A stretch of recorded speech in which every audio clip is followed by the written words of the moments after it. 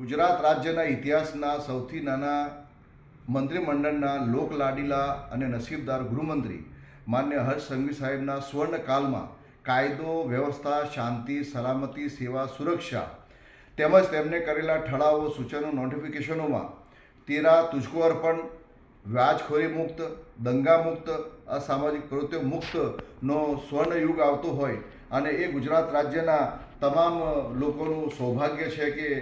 આવા સમયમાં રાજ્યના કર્મઠ મંત્રી સાહેબ મળ્યા હોય ત્યારે ગુજરાત રાજ્યના તમામ જિલ્લાઓ, તમામ શહેરો, તમામ તાલુકાઓ અને જેલ પરિસરો, કોર્ટ પરિસરો અને સરકારી સંકુલો જેમાં મામલતદાર ઓફિસ, પ્રાંત ઓફિસ, કલેક્ટર ઓફિસ વગેરેમાં કેટલાક અંગૂઠા છાપ અને અભણ લોકો પોતાનું રોજગારીનું માધ્યમ બનાવવા માટે કેટલાક દલાલો